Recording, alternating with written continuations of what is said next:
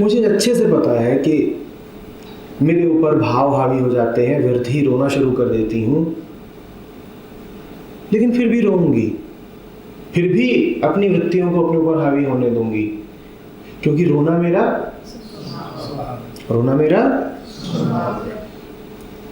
मैं कोई नई बात नहीं बोल रहा हूँ, मैं सिर्फ वही बोल रहा हूँ जो आप दिन रात बोलते हैं। मैं तो ऐसी ही हूँ, मेरे साथ काम चला सकते हो तो चलाओ, वरना दफा हो जाओ। ये सब तो स्वभाव हैं, बैसाखियाँ स्वभाव हैं, आदतें स्वभाव हैं।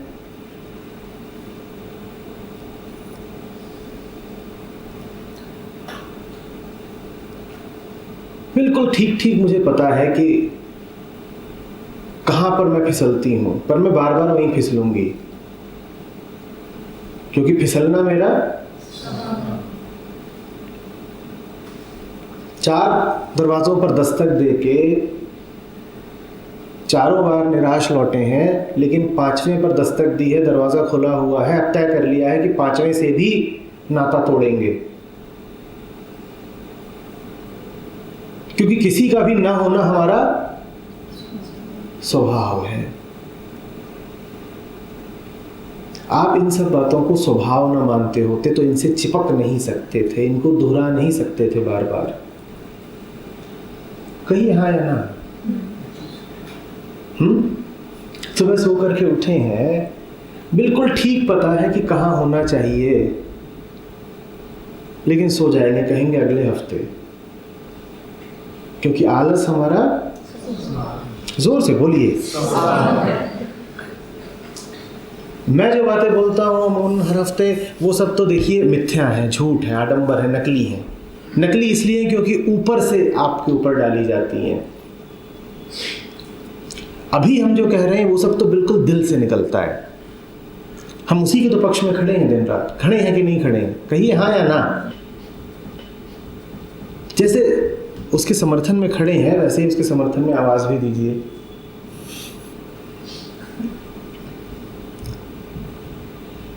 जरा सा ध्यान और दे दें तो बात बिल्कुल समझ में आ जाएगी, लेकिन बात यदि समझ में आ गई तो समझी हुई बात पर चलना भी पड़ेगा। उसमें डर है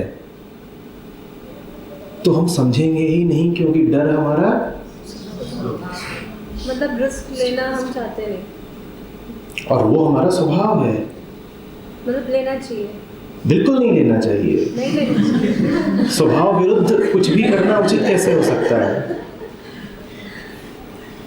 स्वभाव विरुद्ध कुछ भी करना उचित हो सकता है क्या? पता हमें सब कुछ होता है, पर हम यूं अनभिज्ञ बनते हैं जैसे कितने नादान हो।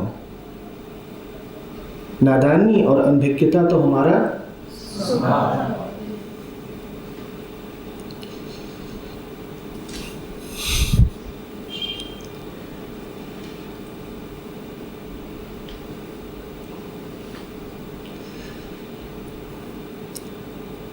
चलिए बिना संकोच के बताइए, कोई इधर उधर सुनी सुनाई बात करने की आवश्यकता नहीं है।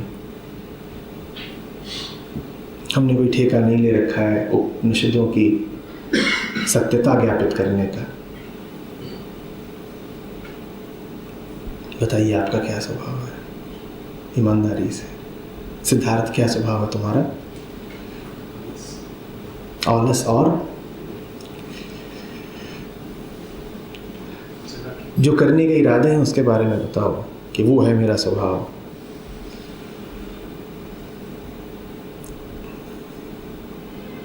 ठीक ठीक जानते हो ना क्या करने जा रहे हो?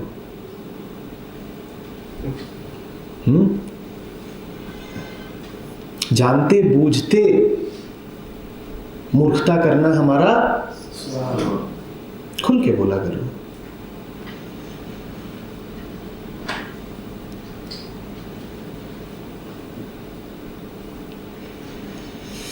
कहिए भरत, स्वभाव बताइए। सोते रहना स्वभाव है। सोते रहना स्वभाव है, ये तो बात बहुत छोटी हुई। आंख खोलकर सोते रहना स्वभाव है। जग गए हो तब भी सोते रहना स्वभाव है। स्वभाव ना होता तो हम छोड़ देते, पर आंतरिक तर्क बिल्कुल यही है, हम तो ऐसे ही हैं। और तुम हमसे कोई नकली काम क्यों कराना चाहते हो? जगना नकली है, सोना असली है। कोई मूर्खताएं कर रहा हो, हम उसको एक बार को झेल जाते हैं, पर यदि कोई बैसाखियां त्याग दे तो हम उसे माफ नहीं कर सकते। बोलिए आप उससे फिर कैसे कहेंगे? कोई बहुत मूर्खता कर रहा हो, आप देखिएगा लोगों को उस पर हंसी आती है, लोग उसे सहारा तक देने को तैयार हो जाते हैं, बल्कि अच्छा सा लगता है, मीठा लगता है, कितना बेवकूफ है। बेवकूफी में तो फिर भी एक मधुरता है, एक क्यूटनेस है, पर बोध में, कोई बोध में क्या है? कोई बेवकूफ़ी कर रहा हो, आप उसे झेल जाएंगे, झेल ही नहीं जाएंगे, आप उसे हो सकता है उठा करके चूम भी लें। मेरा लाजा कितना बेवकूफ़ है। और आप चाहते हैं कि लाजा बेवकूफ़ ही रहे, नहीं तो गोद में उठा के चूमना बड़ा मुश्किल हो जाएगा। माताओं को सबसे ज़्यादा आपत्ति तब होती है जब उनके बच्चों में बोध उदित होता है, झेल नहीं पाती हैं, क्योंकि अब लाजा को बेवकूफ़ कैसे बोलेंगी।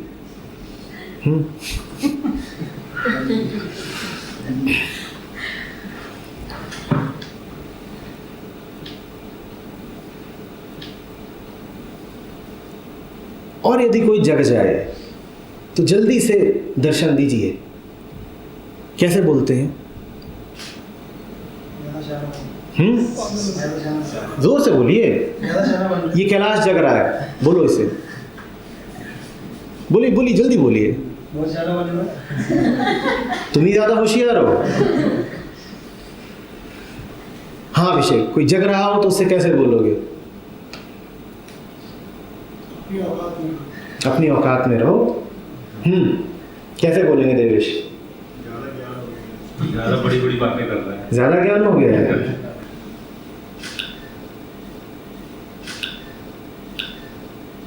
कहिए, कोई जग रहा हो तो उससे कैसे बोलेंगे? बड़ा हवा मोड़ रहा है, आज जमीन पे के पैर टिका दे। बोलिए बोलिए। मुझे ज्ञान हो गया। इनमें से कुछ भी ऐसा है जो आपने कभी ना बोला हो? इनमें से कुछ भी ऐसा है जो आपने कभी ना सुना हो?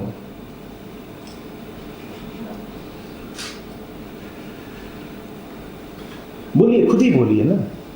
कोई आपके सामने आकर के, आप व्यर्थ की चिल्लपों में लगे हों, जिद कर रहे हो, रोए पड़े हो, और कोई आके आपको समझा दे कि देखो मात्र आकर्षण है, आसक्ति है, क्या बोलेंगे मोनिका? ऐसी बातें बहुत सुनी है।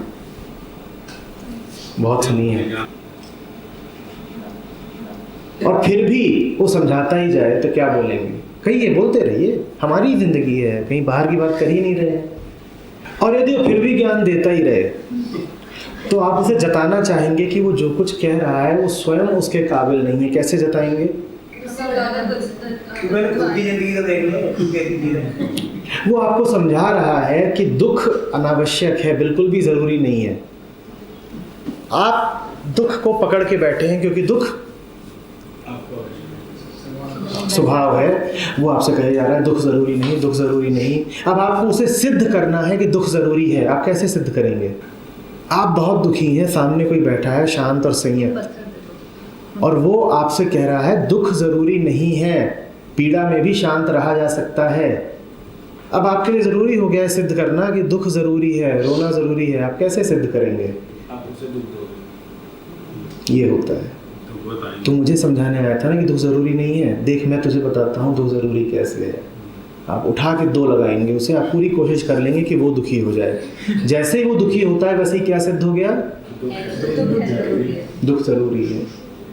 जो भी आपको समझाने आएगा कि दुख अनावश्यक है, आप सबसे पहले उसे दुख देंगे, ये समझाने के लिए कि तुम जो बोल रहे हो देखो कितना गलत है, दुख तो स्वभाव है।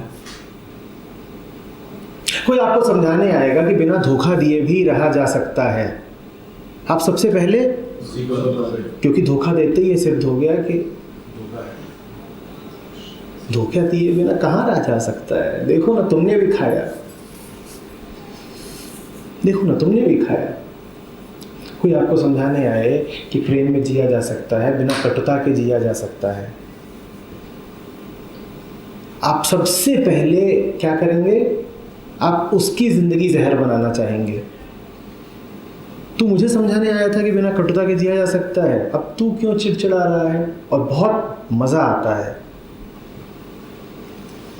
कोई आपको समझा रहा हो कि देखो परेशान मत हो, शांति से बैठो, बहुत मजा है इसमें कि आप उसे ही अशांत कर दें। आप में से जो लोग HIDP पढ़ाते हैं वो इस बात की गवाही देंगे।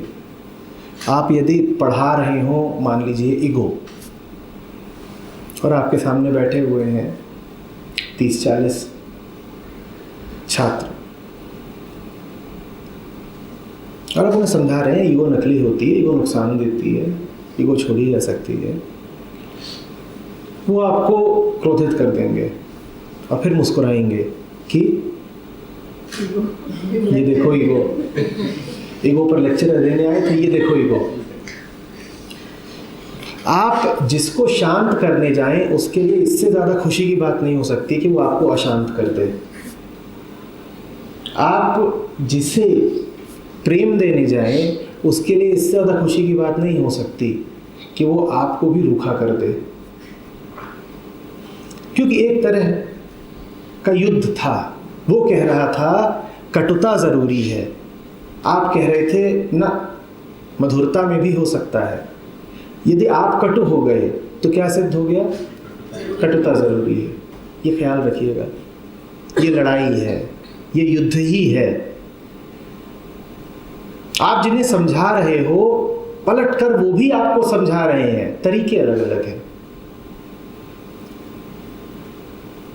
अब देखो ना, मैं आपसे बोल रहा होता हूं, लगता ऐसे है जैसे मैं समझा रहा हूं, लगता ऐसे है जैसे मैं ही तो बोले जा रहा हूं, आप तो सुनने के लिए आए हैं, समझने के लिए बैठे हैं।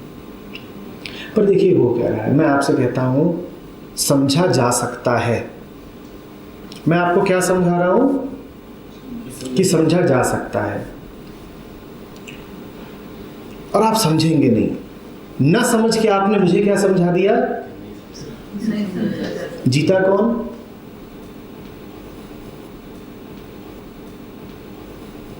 यहां तो युद्ध है जिसमें हर रविवार को मैं हार के जाता हूं, आप बिना बोले जीत जाते हैं।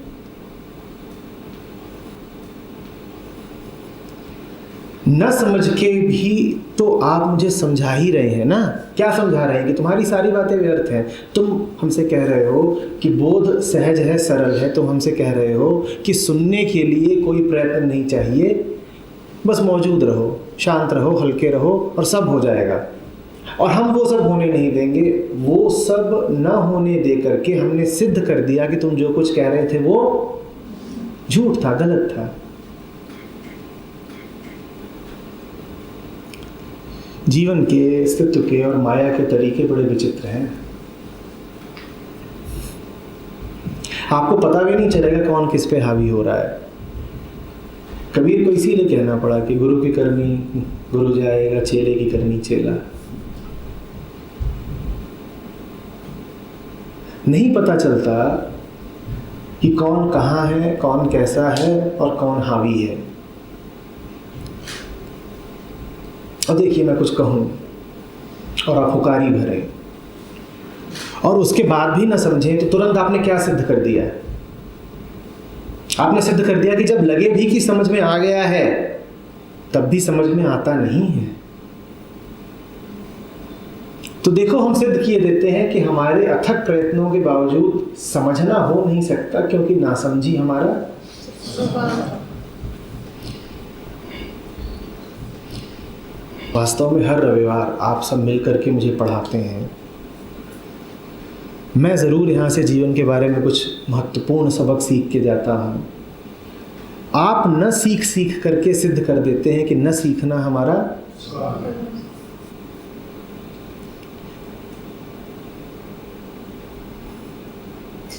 सन्नाटा गूंजता है, खामोशी चिल्लाती है। न कह के भी बहुत कुछ कहा जा सकता है।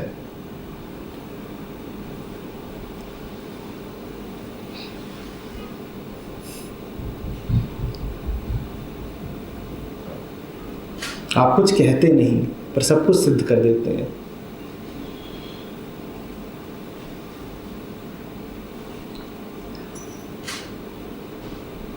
कहो सिद्धार्थ, क्या स्वभाव है?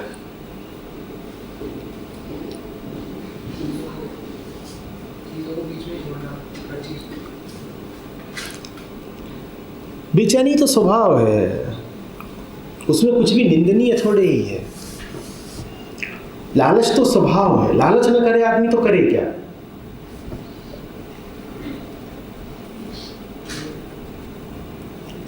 देखिए, कोई बात यदि आपने गहराई से स्वीकार ही कर ली होती कि झूठी है, तो आपने उसे कब का छोड़ दिया होता। इस बात को देखिए, यदि न देखना स्वभाव न हो तो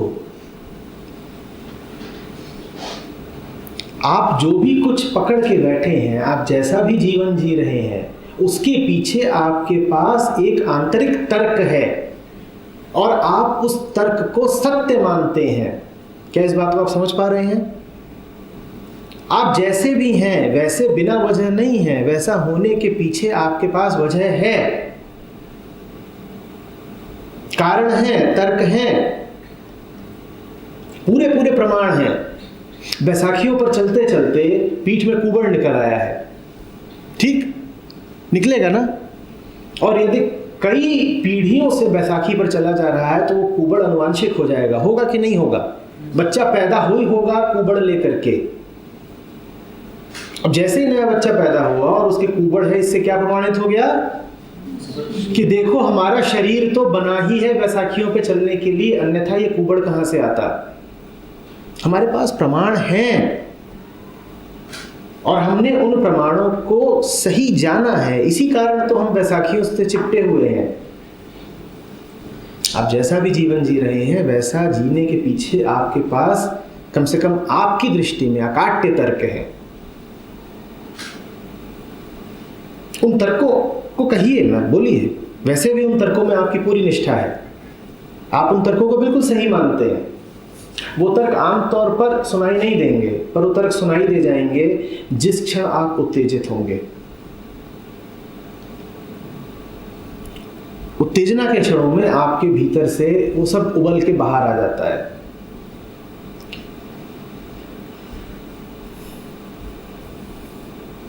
तब पता चल जाता है कि आपके मूलभूत तर्क क्या हैं, अहम वृत्ति क्या कह करके अपने आप को कायम रखती है, सुदृढ़ रखती है। दुनिया में सिर्फ ताकत का राज चलता है। ये बात आप आमतौर पे नहीं बोलोगे क्योंकि सुनने में अच्छी लगती है कि ये दुनिया तो ताकत पे चलती है। पर आपका छोटा भाई हो जो ताकत के सारे मुकाम, जो ताकत के सारे शिविरों को, सारे मौकों को छोड़ता जा रहा हो और आपकी उससे बहस हो रही है, आप उसे समझा रहे हैं, आप उसे समझाते जाएंगे, देखो ऐसा कर लो, देखो वैसा कर लो, वो नहीं मानेगा। अंततः आप उत्तेजित हो जाएंगे और उत्तेजित होकर के क्या चिल्लाएंगे? अब जो भीतरी बात है, मन में जो गहरी बैठी हुई बात है, वो सामने आएगी। आप उत्तेजित होकर के क्या चिल्लाएंगे? कहिए उसको कोई सरकारी नौकरी मिल रही है जिसमें बल है, पावर है, अब वो उसको छोड़ना चाहता है। वो कह रहा है नहीं, मुझे ये सब ठीक नहीं लगता, मुझे तो झरने की तस्वीर उतारना अच्छा लगता है, मैं उधर जा रहा हूँ। आप उसे पहले तो समझा रहे हैं, तरीकों से समझाएंगे। पहले कहेंगे देखो ऐसा कर, नौकरी जो मिल रही है ले लो, बीच बीच में छुट्टियां लेकर के चले जाना तस्वीरें उतारने, दोनों काम एक साथ हो सकते हैं। फिर कहेंगे देखो नौकरी करते हुए दफ्तर की तस्वीरें उतार लेना, फाइलों की फोटो बड़ी अच्छी आती है, दिक्कत क्या हो गई? वो ये सब बातें मान लेगा। फिर आप कहेंगे देखो पावर में कोई बुराई नहीं है, पावर रहेगा तो तस्वीर और अच्छी आएगी, पावरफुल आएगी, ज़्यादा आसानी से वहां पहुंच पाओगे जहां पहुंचना है तुम्हें तस्वीरें खींचने के लिए। कई तरीके से आप समझाएंगे, पर वो जाहिर ही किए दे रहा है कि ताकत से उसका कोई लेना ही देना नहीं। वो कह रहा है मुझे ताकत आकर्षित ही नहीं करती, मुझे किसी पर बल प्रयोग करना ही नहीं, मैं बल लेकर के क्या करूंगा। अब आप चिढ़ गए हैं। अब जितने भी आपके सतही तर्क थे वो खारिज कर दिए गए हैं। अब जो असली तर्क है जिससे आपको ताकत मिलती है, जो आपको संचालित करता है, अब असली तर्क उतरेगा। अब आप खड़े होंगे और चिल्ला करके उससे एक बात कहेंगे। वो बात क्या है? ऐसे मौकों पर जो मन की आंतरिक सड़न होती है वो पूरे आवेग के साथ प्रकट होती है। आप क्या कहेंगे चिल्ला करके? अंशु क्या कहेंगे? आप चिल्ला के कहेंगे ये दुनिया ताकत पर चलती है, तुम्हारे जैसी बेवकूफी पर नहीं। हमारे जैसे कमजोर आदमी की कोई दुनिया में जरूरत नहीं है। अब ये बात आपने गहराई से मान रखी है, पर साधारणतया नैतिकता के हाथों विवश होकर के आप इसे सामने आने नहीं देंगे, क्योंकि सुनने में गंदी लगती है ना कि दुनिया में तो बल ही चलता है। पर जब और कुछ काम नहीं करेगा तब ये बात आपके भीतर से फूट करके सामने आएगी। आप चिल्ला के कहेंगे दुनिया ताकत पर चलती है। देखा ये कभी? क्रोध के आवेश में जो बात आपने मन में छुपा रखी होती है वो सामने आ जाती है। वही आपका गहरा और आंतरिक तर्क है। वही आपका गहरा और आंतरिक तर्क है। पत्नी पति की बात हो रही होगी जो बहस में बदल रही होगी। पत्नी पति को कुछ समझा रही होगी, वो नहीं समझ रहा। बहुत सारी बातें कहेगी, देखो तुम में ये गलती वो गलती, वो तब भी नहीं मान रहा, ऐसा है वैसा है।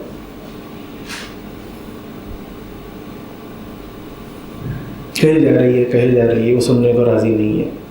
हजार बातें समझाती, देखो दुनिया ऐसे करती है, देखो मेरे ताऊजी ने ऐसा करा था, अंजाम ठीक नहीं हुआ। जब कुछ भी काम नहीं करेगा तो आखिरी बात होगी चिल्ला करके, दूर रहो, मुझे छूना मत, दूर रहना, छूना नहीं मुझे।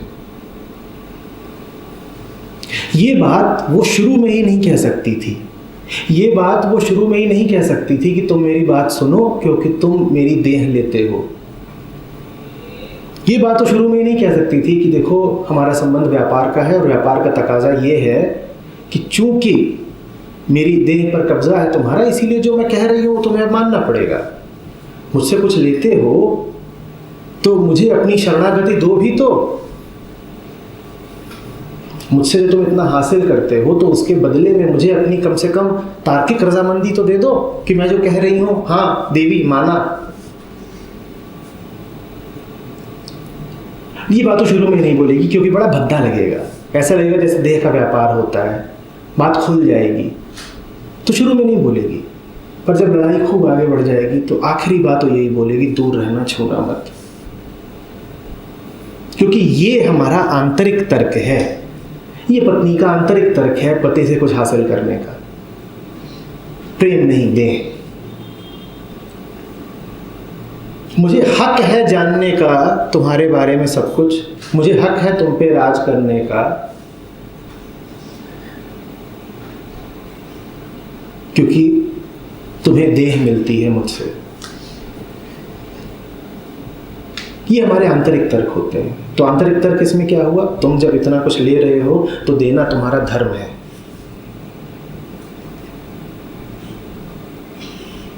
हम सबके पास आंतरिक तर्क है। कोई एक बिंदु है जिस पर हम अटक करके बैठे हुए हैं, उसे हम छोड़ना नहीं चाहते। हाँ, आप यदि उसकी बात करें तो मैं आपको आश्वासन देता हूं कि मैं उसको तोड़ दूंगा, ठीक अभी उसे झूठा साबित कर दूंगा। पर आपको पता है ये इसीलिए आप कभी उसकी बात नहीं करोगे। वास्तव में जिसको जितनी गहराई से ये पता होगा कि उसका आखिरी आंतरिक तर्क खोखला है, वो उतना ज्यादा मुझसे बात करने से डरेगा, भागेगा, बचेगा। क्योंकि आप बात करोगे तो बात खुलेगी, बात खुलेगी तो बात टूटेगी। बात टूटेगी तो बैसाखी छिनेगी, बैसाखी छिनेगी तो कष्ट तो होगा। कष्ट कौन ले?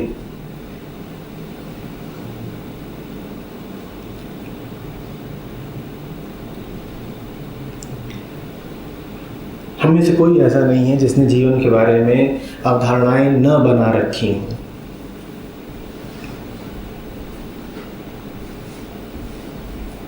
हमारे लिए जीवन जीवन नहीं है, हमारे लिए जीवन वो है जो हमने जीवन के बारे में सोच रखा है, जीवन के प्रति हमारा तर्क है।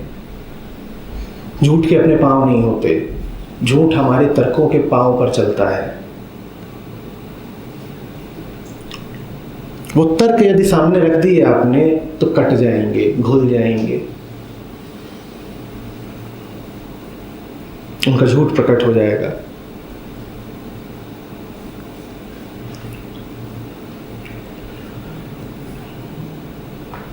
और प्रमाण बहुत हैं। देखिए, अनगिनत प्रमाण है कि बैसाखियाँ ज़रूरी हैं हमारे लिए, बल्कि इस बात का कोई प्रमाण नहीं है कि बिना बैसाखी के भी जिया जा सकता है।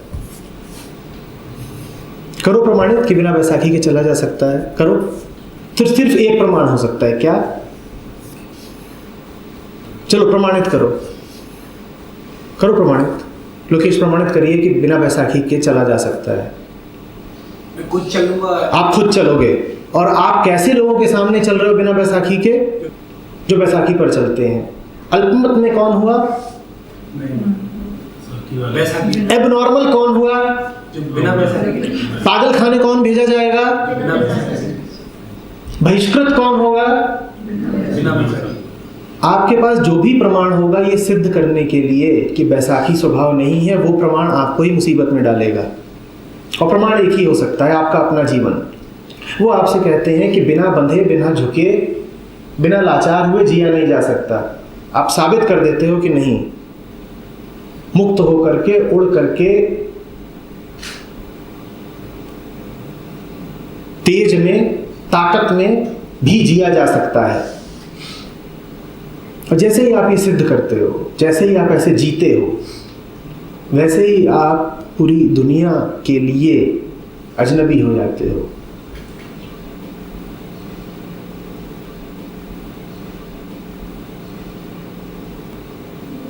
सिर्फ अजनबी ही नहीं, आतंकित कर देने वाला अजनबी। देखो ये कैसे जी रहा है, कितना बुरा उदाहरण बनेगा। अगर हमारे बच्चों ने देख लिया कि ऐसे भी जिया जा सकता है तो समाज में तो अराजकता फैल जाएगी।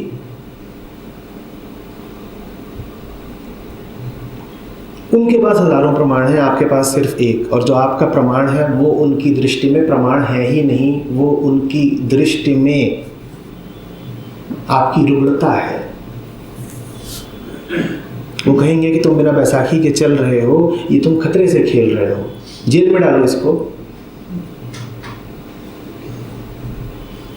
इसने तो किसी तरह से ये आयोजित कर लिया कि बिना बैसाखी के चल रहा है। कल इसकी देखा देखी और लोग चलेंगे, गिरेंगे, टूटेंगे, उनको कष्ट होगा, कौन जिम्मेदारी लेगा? ये तो है ही गैर जिम्मेदार आदमी, ये तो है ही असामाजिक। और कल को जो कुव्यवस्था फैलेगी, क्या ये आएगा उसका समाधान करने? ये तो सिर्फ ये दिखा रहा है कि खास है, विशेष है। ये तो अहंकार है इसका कि बिना बैसाखी के चल रहा है। साबित करना चाहता है कि हम सब नीचे हैं और यही ऊंचा है। पर इसकी अहंकार की पूर्ति के लिए हम क्या समाज की शांति की बलि चढ़ा दें? बोलिए, तुम तो साबित कर ले जाओगे कि तुम ही महानायक हो और तुम्हारे पीछे यहां जो अनिष्ट होगा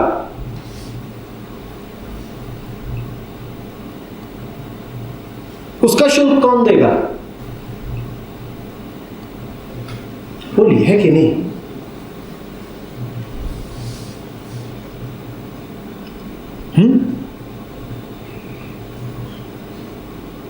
क्या है तुम्हारा आंतरिक तर्क शोभित? मैं रह करके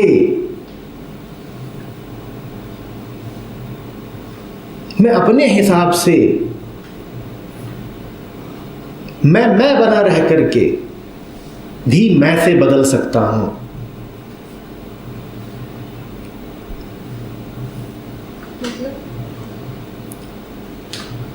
मतलब ये है कि खुलने में और झुकने में धोखा है, क्योंकि दुनिया धोखेबाजों से भरी हुई है।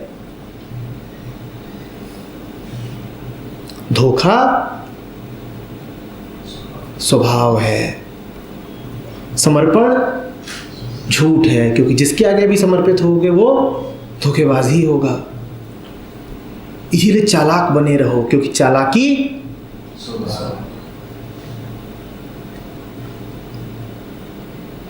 बोलो शोभित, चालाकी स्वभाव है। और इसमें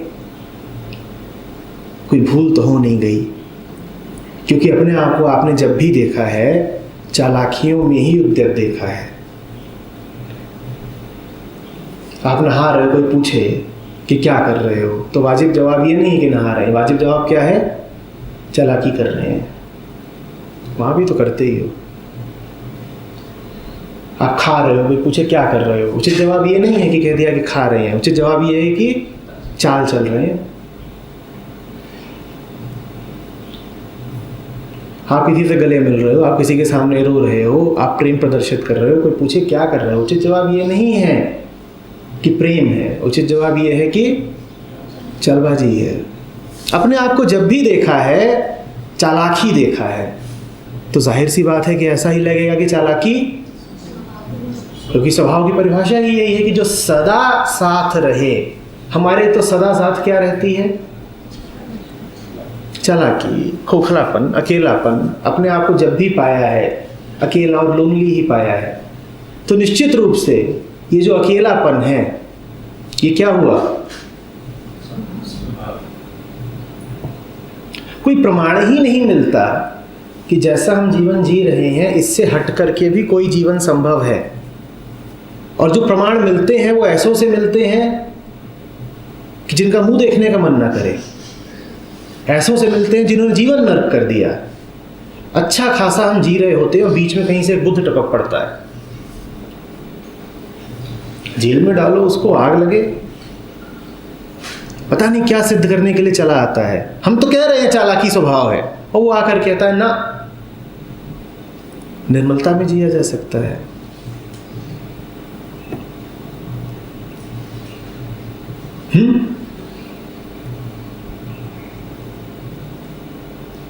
हमको तो लगता है कि हमारे जो डर रहे हैं समाज के, जीवन उनके अलावा हो ही नहीं सकता।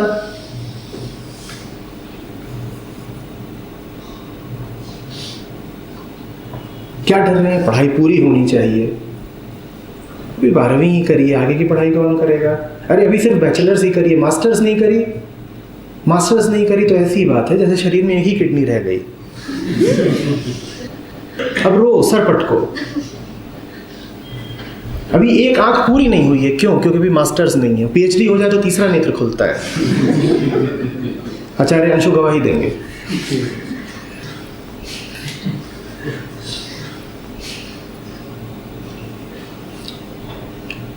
बैचलर्स नहीं हुई तो अंधे, बैचलर्स हुई तो एक आंख, मास्टर से दूसरी, और पीएचडी के साथ तीसरा नेत्र खुलेगा।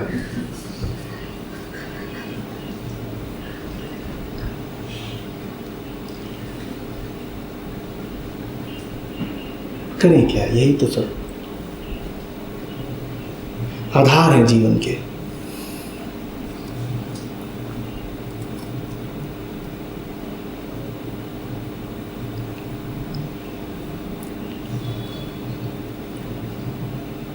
आगे बढ़ाइए ढर्रों को। ये तो होता ही है ना, ये तो होना ही चाहिए। इसके अलावा कुछ हो ही नहीं सकता। कोई प्रमाण ही नहीं मिलता कि ये न भी करके कोई पूर्ण, संपूर्ण, संपन्न जीवन जी सकता है।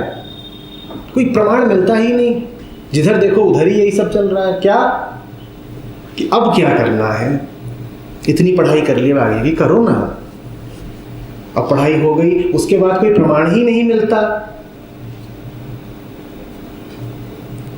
कि ये दिन के 8-10 घंटे वाली नौकरी के बिना भी जिया जा सकता है? कोई प्रमाण मिलता ही नहीं। जिधर देखो उधर कहा जा रहा है इस नौकरी में घुस जाओ, उसमें घुस जाओ। चलो ना, सरकारी नौकरी की तैयारी कर लो, यूपीएससी है। अरे जरा जिंदगी चमकाओ, चेहरा चमकाओ, आगे बढ़ो। कोई प्रमाण ही मिलता नहीं कि इसके अलावा भी कुछ हो सकता है। और फिर बात आती है रिश्ता बनाने की। अब कब के जवान हो चुके,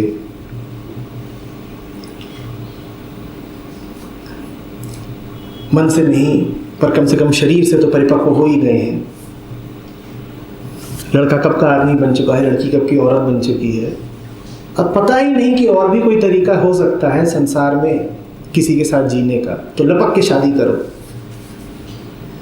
और फिर हपक के बच्चे पैदा करो। क्योंकि और कोई प्रमाण मिलता ही नहीं कि जीने का और कोई तरीका हो भी सकता है। जिधर देखो उधर यही हो रहा है। बरसात आती है, मेढक के छोटे छोटे बच्चे, पिछवाड़े में कबूतर ने अंडे दिए हैं, सामने झुग्गियों में जब देखो तब नौनिहालों की आवाजें आती रहती हैं। अमेरिका में चुनाव चल रहा है, वहां भी बात हुई फैमिली वैल्यूज। तो और कोई प्रमाण मिलता कहाँ है? यही तो पता चलता है, यही तो वैसे ही तो जिया जाता है। और क्या होता है?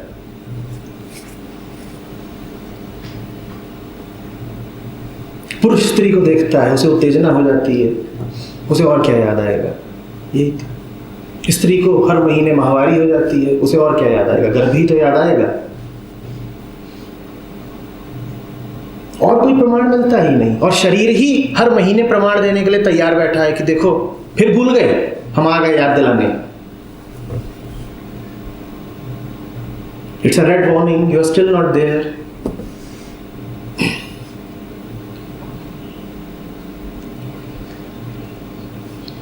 तो ये सब तो स्वभाव हुआ ना, जो लगातार आपके साथ बना रहे हो क्या है, और लगातार आपके साथ क्या बना रहता है? सब झूठ। उसके अलावा कुछ देखा ही नहीं, कुछ दिखता ही नहीं। और उसके अलावा मैं दोहरा रहा हूं, जो दिखाई देता है वो हमारी नजरों में जीसस क्या है आपकी नजरों में, कृष्ण क्या है आपकी नजरों में।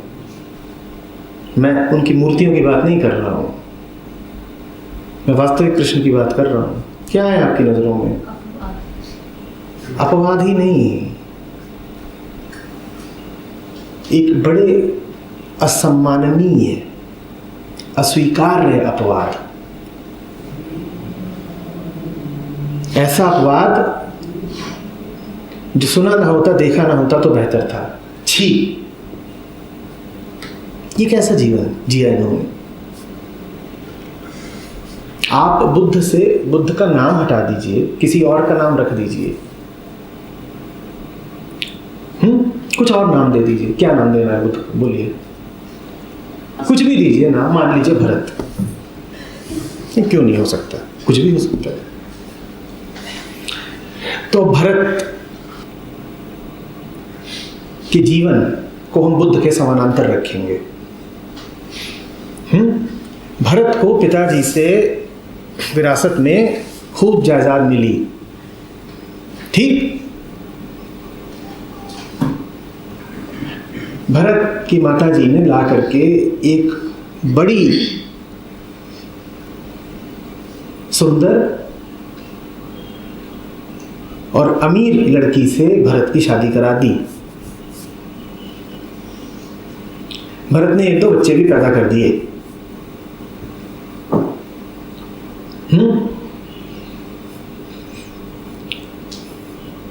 फिर भरत एक दिन घूमने फिरने निकला तो ऐसे ही कहीं कैंप वैम्प पहुंच गया। वहां उसे कुछ बातें पता चल गई। 4 दिन का कैंप, वहां उसने 4 सत्य देख लिए। भरत वापस आता है। भरत कहता है ये तो गड़बड़ हो रही है, पिताजी अपने ही ढर्रे में मुझे चलाए दे रहे हैं। वो कहते हैं कि भाई हम राजा की तरह जिए, तुम भी जियो, ये सब तुम्हारा है।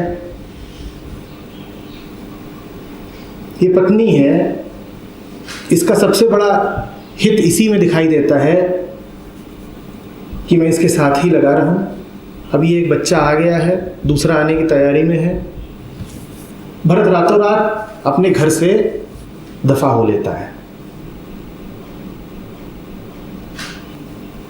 अब खोज मची हुई है, ढूंढ मची हुई है, पत्नी रो रही है, पिता को हृदयाघात आ रहा है। जितनी जिम्मेदारियां भरत पूरी किया करता था रोज, वो जिम्मेदारियां चिल्ला चिल्ला के कह रही हैं कि आओ पूरा करो। चेक पे साइन नहीं हो पा रहे हैं।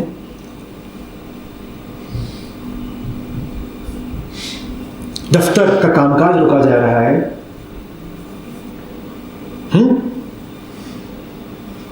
बिल्कुल अव्यवस्था फैल गई है और भरत बिना किसी को कुछ बताए चुपचाप रात के अंधेरे में अपने विशाल महल जैसे घर से गायब हो गया है। सुंदर पत्नी, सुशील पत्नी, जो बिल्कुल तैयार थी कि जीवन भर भाई तुम्हारे ही साथ तुम्ही को समर्पित रह लेंगे, छोड़ा है उसको। इतने प्यारे पिता जिन्होंने इतनी दौलत विरासत में रखी, उनसे दो शब्द न कहे, पांव नहीं छुए, यूं ही भग लिया। इतनी सारी जिम्मेदारियां, 500 तो कर्मचारी, एम्प्लॉई, भागते ही उन सब का भविष्य भी अधर में डाल दिया। उनकी रोटियां कैसे चलेंगी? उनके बाल बच्चों का क्या होगा?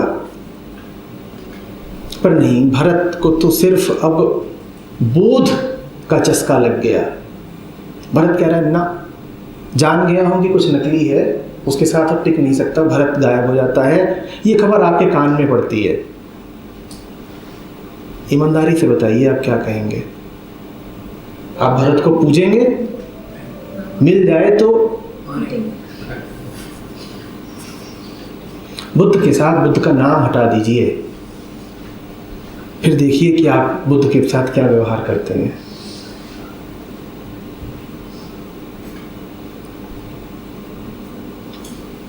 फिर पूछ रहा हूं, आप भरत की पूजा करने जाएंगे?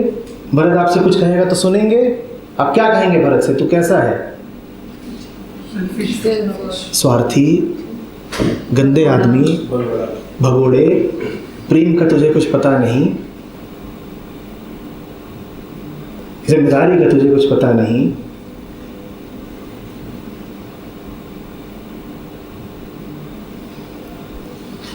छी,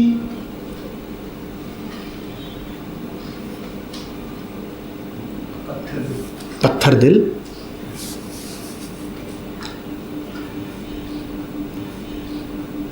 केयरलेस, चट्टान लिवर, मतलबी, फरेबी, कमजोर, और अभी तूने मास्टर्स भी नहीं करी थी।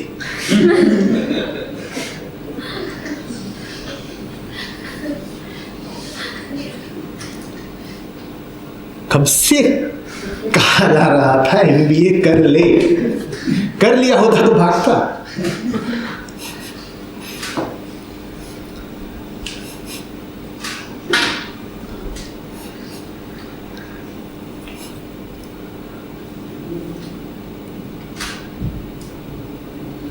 ये सब हमारे आंतरिक तर्क हैं।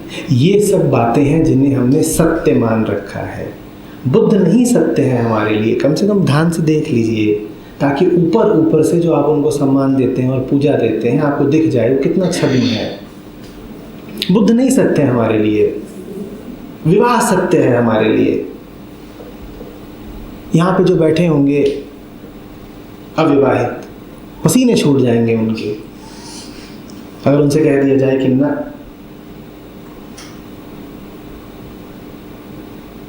होगा प्रचलित, पर सिर्फ प्रचलन है।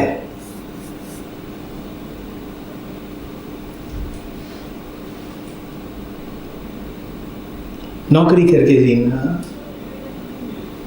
तनख्वाह की असुरक्षा, नहीं सत्य है ये। होगा प्रचलित, पर सिर्फ प्रचलन है।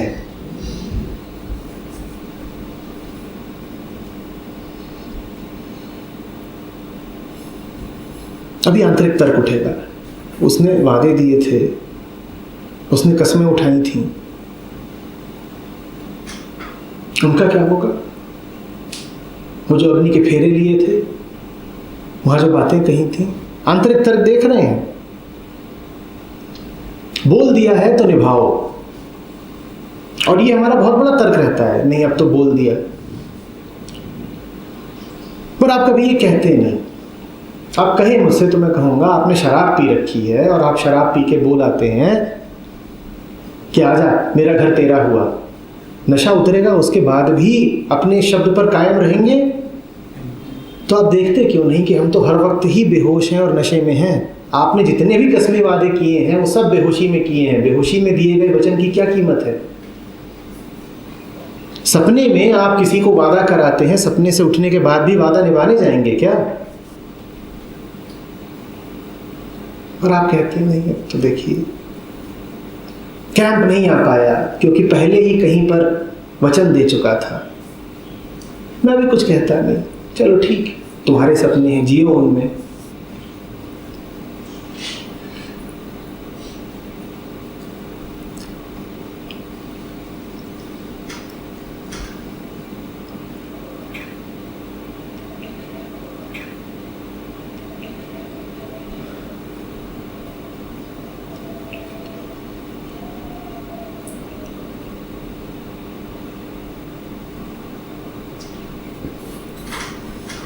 मैं बैठ करके सत्य की चर्चा कर सकता हूँ, पर कैसे करूँ जब हमारे पास पहले ही बहुत सारे सत्य मौजूद हैं?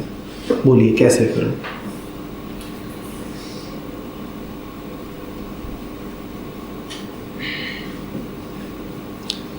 मैं किस सत्य की बात करूँ? कौन यहाँ बैठा है जिसके पास सत्य समान ही तर्क नहीं है? आप ये सब अपने चारों ओर होता देखते हैं, पूरा प्रपंच। आपको कभी ख्याल आता है कि असत्य है? बोलिए, आता है क्या? तो फिर आपने उसको क्या मान रखा है? सत्य ही तो मान रखा है। जब सत्य उसको आपने मान ही रखा है तो मुझे कहिए मैं कौन सी आत्मा और कौन से ब्रह्म की बात करूं आपसे? आपके लिए तो आपकी निजी जिम्मेदारियां सत्य हैं, आपकी ख्वाहिशें सत्य हैं, माँ बाप के आंसू सत्य हैं। मैं और किस सत्य की बात करूं? बड़ी मजबूरी का अनुभव करता हूं। यहां तो सत्यों की बहार है, एक मांगो एक दर्जन मिलते हैं। मैं कौन सा एक सत्य आपसे कहूं?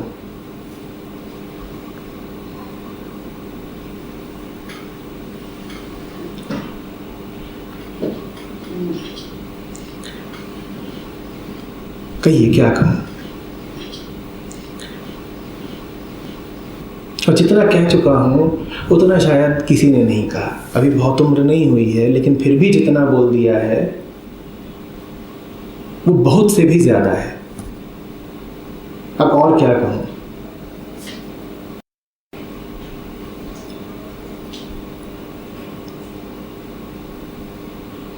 मेरी हालत तो उस ठेले वाले की तरह है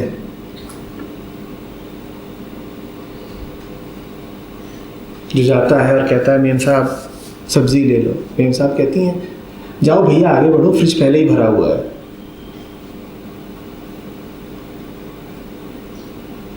मैं जो माल लेके आया हूं आपकी दृष्टि में वो आपके पास पहले ही मौजूद है और बहुतायत में। आपका दिल, आपका फ्रिज, आपकी तिजोरी, आपका घर, सब कुछ पहले ही सत्य से लबरेज है। अब मैं कौन सा सत्य दूं आपको? आप पहले ये तो कहें कि नहीं वो सब झूठ, वो कहते ज़बान कांप जाएगी, आप कह ही नहीं पाओगे।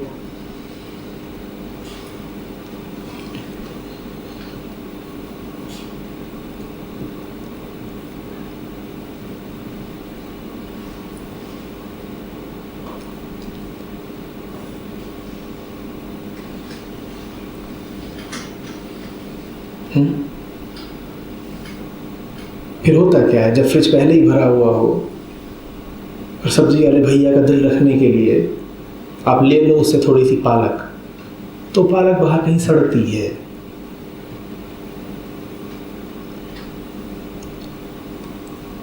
सड़ रही है क्योंकि हमारे पास तो पहले ही वो है जो हमें चाहिए था। ये तो हमें और क्या अतिरिक्त देने चले आए।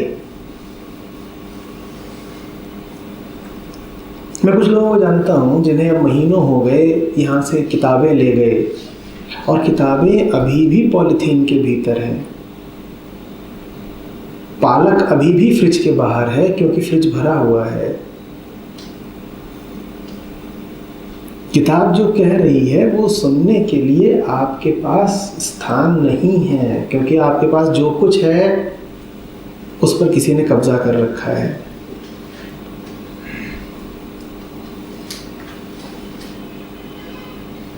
आप सुनोगे कैसे मेरी बात? आपके पास सत्य के लिए जगह है कहाँ?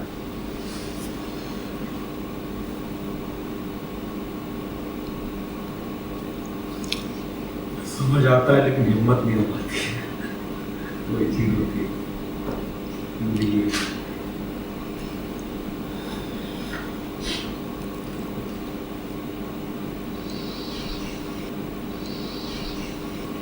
मैं कह रहा हूँ समझ भी नहीं आता।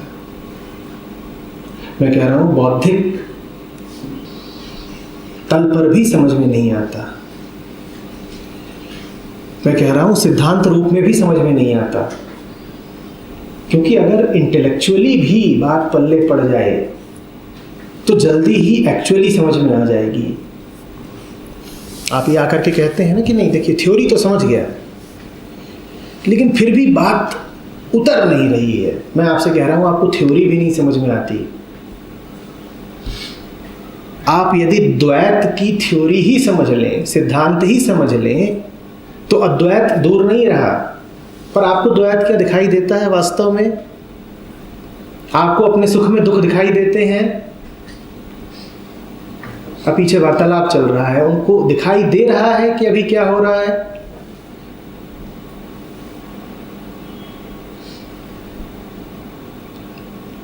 सिद्धांत की भी हमें समझ कहाँ है?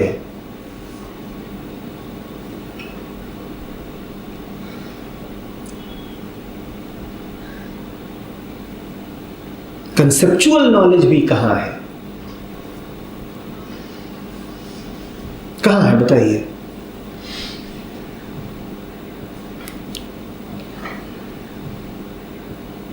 कैसे होगा? फ्रिज भरा हुआ है।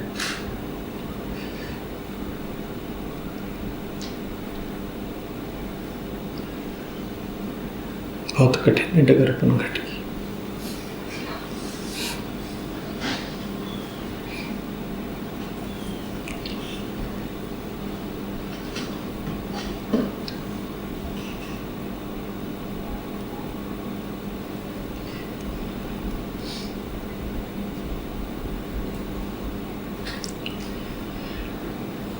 आपकी अपनी जिंदगी में इतने प्रमाण उपस्थित हैं, इतने प्रमाण उपस्थित हैं झूठ के, और आपने उन प्रमाणों को प्रश्रय दे रखा है। सच का प्रमाण तो एक सच्चा जीवन ही हो सकता है।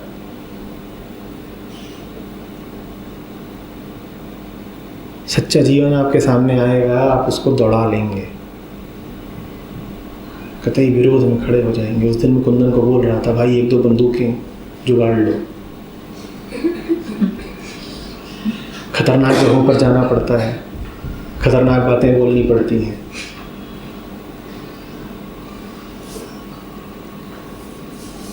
नहीं मजाक नहीं, सही में बोल रहा है। क्या पता किस दिन कौन उत्तेजित हो जाए और खड़ा होकर के बोले कि तुम आग लगाना चाहते हो हमारी जिंदगी में, ये लो।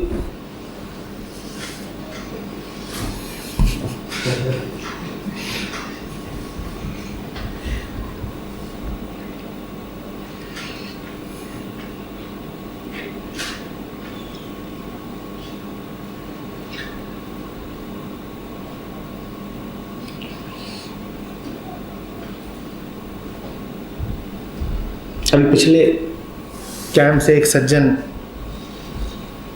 घर लौटे और जो लोग पिछले कैंप में थे उन्हें अच्छे से पता है कि उससे ज़्यादा गीला कैंप हमने दूसरा नहीं किया। मीठी मीठी बातें, कोई कड़वाहट नहीं, जैसे अभी बोल रहा हूँ ऐसे तो बोला ही नहीं।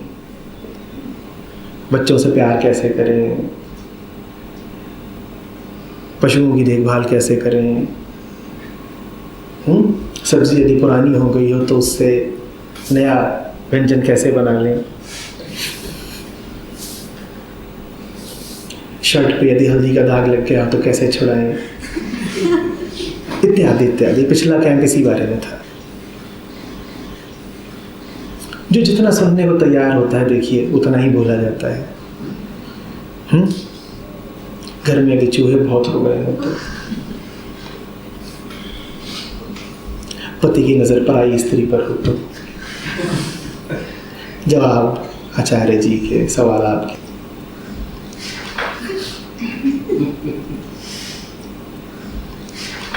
अब उसके बाद भी जो सज्जन वहां पर सबसे खुले हुए थे, हंस हंस के गा गा के पूरे कैंप को उन्होंने लहरिया दिया था, संगीतमय कर दिया था। कल उनकी भार्या का संदेश आता है, क्या सिखा के भेज दिया है इनको, बहकी बहकी बातें कर रहे हैं। अब आप यदि वो जो वित्ताचार्य प्रशांत ग्रुप है उन पे उनके संदेश देखेंगे तो आप कहेंगे ये आदमी मौज में है, ये आदमी मस्ती में है। और पत्नी करीब करीब वहां से अब धमकियां भेज रही हैं, तुमने मेरे पति को बिगाड़ के भेज दिया। कोई भरोसा नहीं है अभी एक आध दिन में यहाँ अवतरित हो जाए।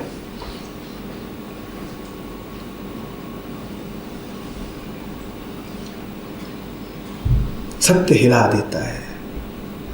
वो जब दस्तक देता है हमारे दरवाजे पे तो हमारा घर ही हिलने लगता है।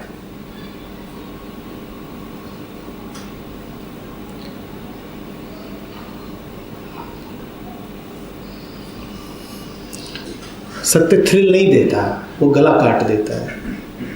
सर काटे भुई धरे तापे रखे पांव, अपने ही सर काट के जमीन पे रखो, फिर उस पर पांव रखो और पार कर जाओ।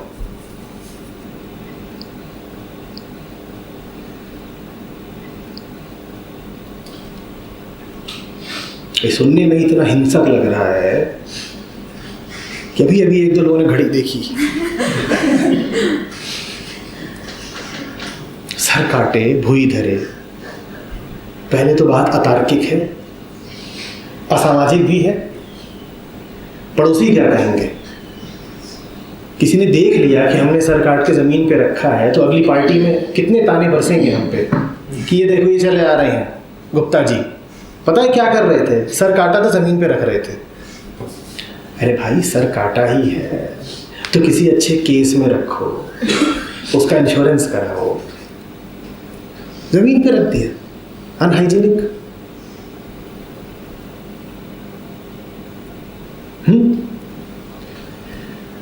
जमीन पे रख रहे, वहां धूल होती, मुंह में कुछ चला गया तो डेंटिस्ट नाराज होंगे।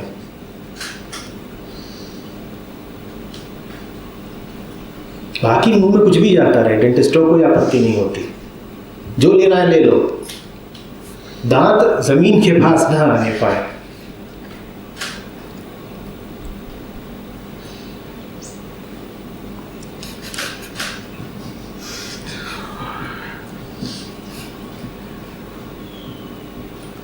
बेटा बोलो आ सत्य, तो क्या हो गया? असत्य।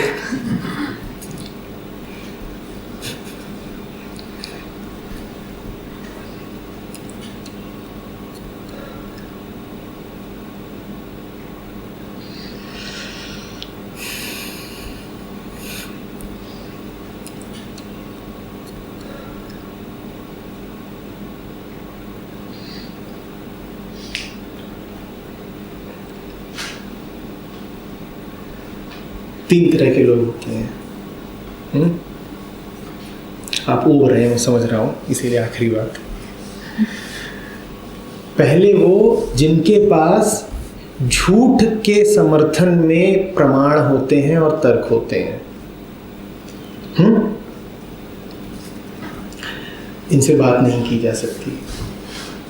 ये आपसे कहेंगे देखो पूरे मोहल्ले में घूम के आओ और तुम्हारी बात का कोई भी अनुमोदन कर दे तो हम मान लेंगे। ये कभी ये कहेंगे ही नहीं कि हमने मोहल्ला ही ऐसा चुना है जिसमें सब झूठे रहते हैं। ये वैसी सी बात है कि आप शराब खाने में जाएं और आप होश की बात करें और कोई शराबी आपसे कहे कि देखो यहाँ जितने लोग बैठे हैं सबके पास जाओ और कोई होश में दिख जाए तो हम तुम्हारी बात मान लेंगे। पर ये हमारे तर्क होते हैं कि नहीं होते? बोलिए। आप जाएं अपने माँ बाप से बात करें, ऐसा है वैसा, कहेंगे अच्छा ऐसा है, तुम बड़े ताऊ जी, उनसे बड़े ताऊ जी और जो और बड़े ताऊ जी और अति बड़े ताऊ जी और परम बड़े ताऊ जी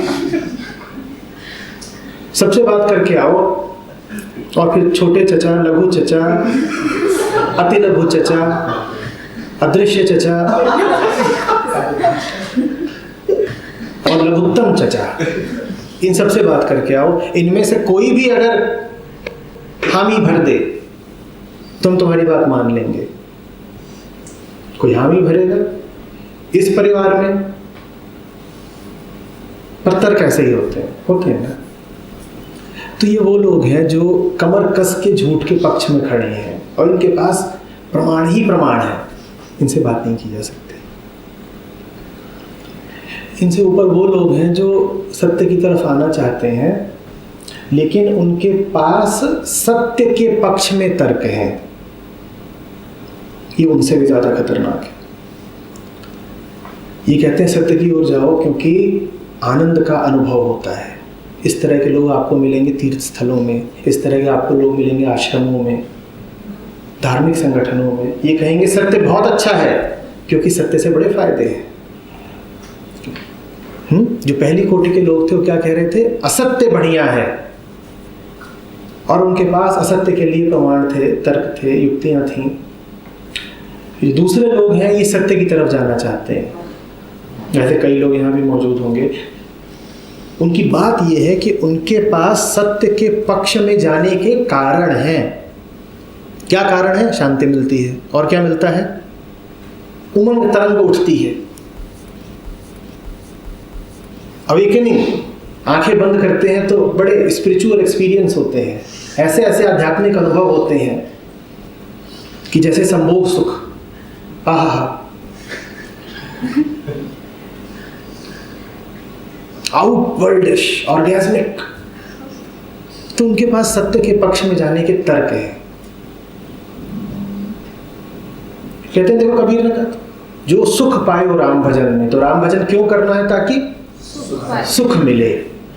ये और ज्यादा खतरनाक है। ये वजह ढूंढ ढूंढ के सत्य के पास जा रहे हैं और जो भी आदमी वजह ढूंढ ढूंढ के जाएगा वो तो और गहराई से अपने स्वार्थों की पूर्ति के लिए जा रहा है। इन दोनों से हटकर एक तीसरा आदमी भी होता है जो सच्चाई के साथ खड़ा होता है बेवजह। आप उससे पूछेंगे जैसे चल रहा है वैसे क्यों? वो कहेगा ही वो तो हमें भी पता नहीं। तो आप कहेंगे लापता आदमी, फिर जैसे हम चल रहे वैसे ही चल ले। वो कहेगा नहीं वो हो नहीं पाएगा। आप कहेंगे क्यों? वो कहेगा ही वो तुम्हें पता नहीं। उसके पास कोई वजह नहीं है, वो बस यूं ही मुंह उठा करके बेवकूफी में, उन्मत्तता, पागलपन में चल पड़ा है ऐसी राह पर। बीच में रिद्धिमा जी हैं जो सब जानती हैं जो किस राह जा रहा है, बस उस राह वो नहीं है। ये जहां है बिल्कुल वहीं बैठे बैठे सारे बुद्धों की पूरी मापतोल आकलन सब कर लेते हैं।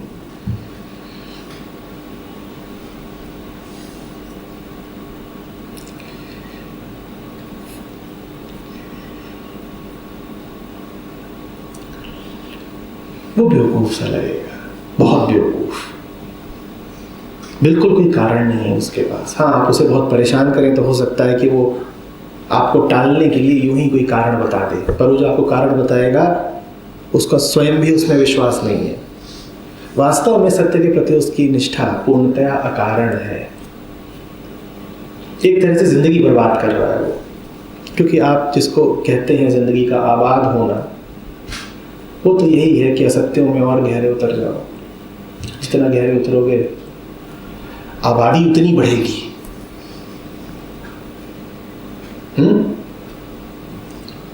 और जो आबादी ना बढ़ाए वो आपकी दृष्टि में तो बर्बाद ही है।